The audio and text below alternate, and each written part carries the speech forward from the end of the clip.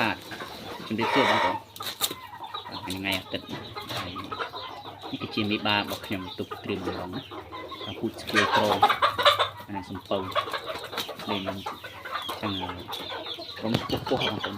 ពោះប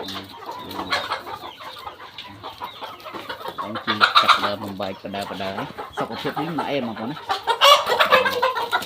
ភ្លៀងខាងនេះទៀតបងប្អូនទៅទៀតខ្ញុំចាប់ដាក់បំបែកជាប្លុកនេះមីកំមុំណាបាទចេះជួនហើយណាបាទសាក់ទូចគីឡូធំបងប្អូនណាឲ្យរៀងវាទីមានបាពូបងប្អូនតែបានឲ្យរៀងប្រភេទនេះគឺនេះបងប្អូនណាគឺដឹងថាកូននេះចាញ់មកស្អាតណា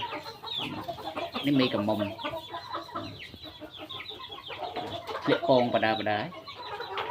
ជិត2គីឡូទាំងមុនវាណាកងហើយតាមភាសាវាអាច2គីឡូជាងបាននេះហៅស្គួយកាំឡាយទឹកមាសកាំសឡាយទឹកមាសបាទជើងវិញបងប្អូនគឺសកាខ្ញុំរើសសាក់ទុកសាប្រភេទហ្នឹងថាសំពៅឬក៏ស្គួយឯគឺជើងសាក់ជើងនឹងវាឲ្យរៀងស្អាតបាទគឺរៀងវាទីងកទឹកណាបងប្អូននេះបាទគូយើងរើសទុកខែនបែបហ្នឹងណាឃើញទេរៀងវាស្អាតនៅខាងនេះទៀតបងប្អូនតិចទៅមុខទៀតយើងនឹងមានកូនវាហើយទៅក្នុងខែ2ខែទៅគឺយើងបានកូនវាខ្ញុំស្ទៀវតែទៀតខ្ញុំអត់ទាន់8បងប្អូនណាតែទៀតខ្ញុំនឹងចាប់បាដាក់បា1មេ5ឬក៏មេ6ក្បាលដើម្បីបង្កាត់យកកូនវានេះ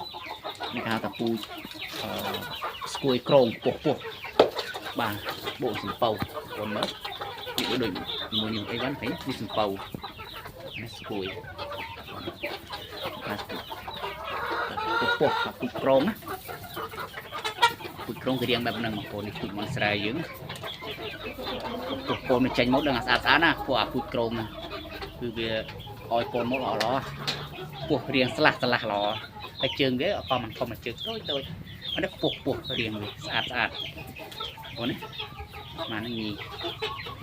កូនមើលទីមានកូនវាបងប្អូនដែលស្រឡាញ់ពូជស្គួយក្រងបាទគឺខ្ញុំចាប់ដាក់ប្រកាស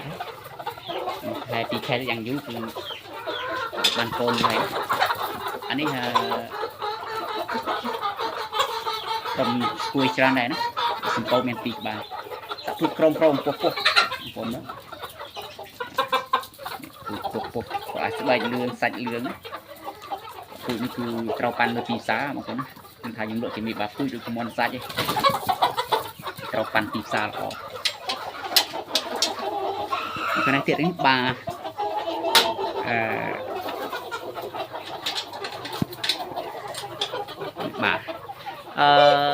ខ្ញុំនៅសល់ខ្ទង់7 8ក្បាលពួកស្ទៀវគាត់ចេះជន់មេណាបងប្អូន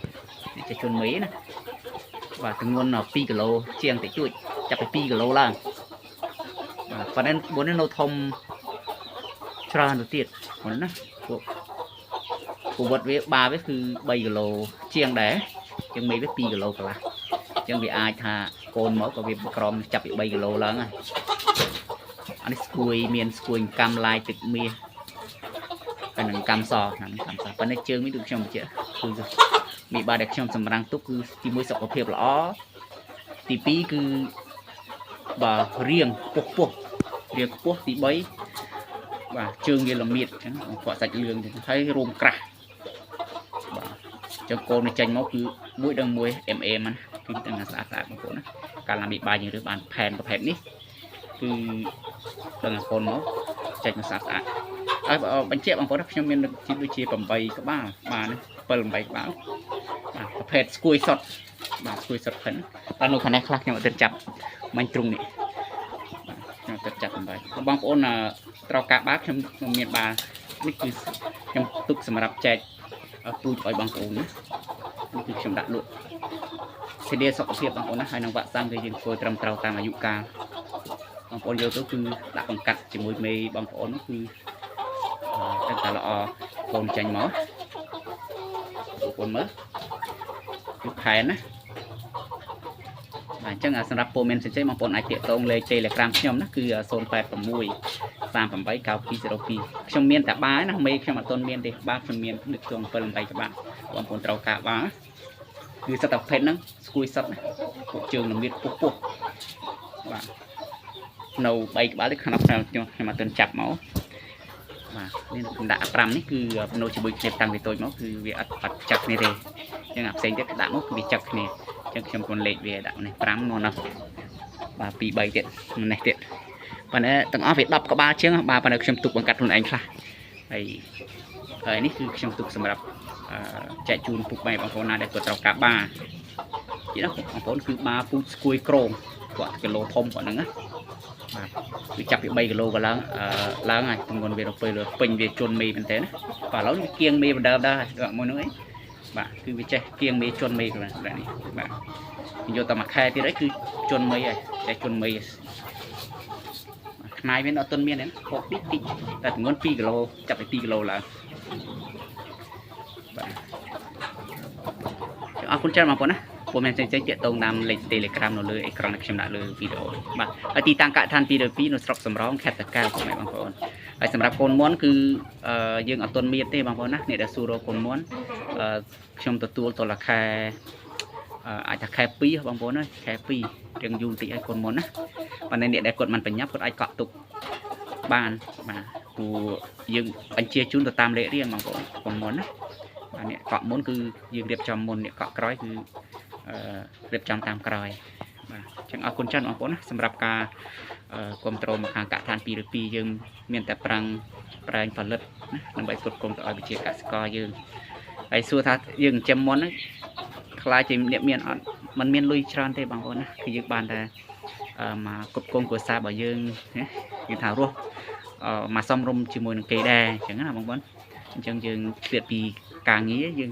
មកចិញ្ចឹមមុនមកវាក៏វាមិនជាខាត់បងអីដែរបងប្អូនណាវាជាវិស័យមួយទៅលើផ្នែកកសិកម្មហើយក៏ជាបានចំនួនមួយផ្នែកមួយដើម្បីគ្រប់គ្រងមកគ្រួសារយើងទាំងទៀតដែរបាទអញ្ចឹងសូមអរគុណបងប្អូនណា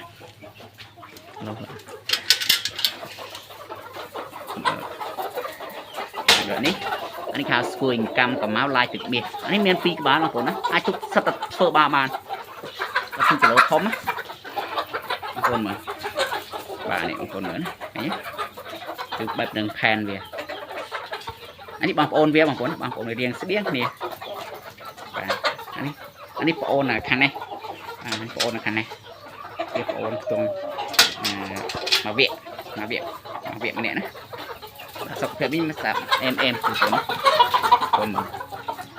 អញ្ចឹងគឺជើងល្មៀតសតដូចខ្ញុំបញ្ជាក់ខ្ញុំអត់មានទុកជើងសជើងខ្មៅទេអញ្ចឹងសាក់ជើងល្មៀតស្បែកមួយពណ៌ខ្មៅមិនប៉ុន្តែជើងវាល្មៀតដូចគ្នាបាទ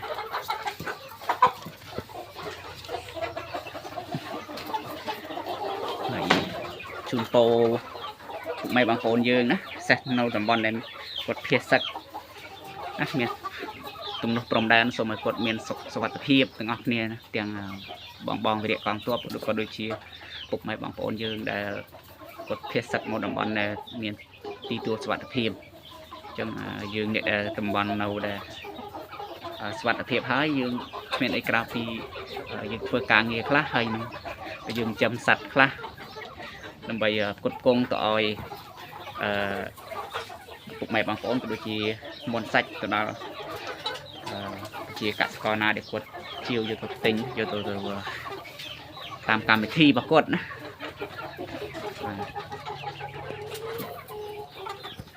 គាត់មើលចំហាន់នេះ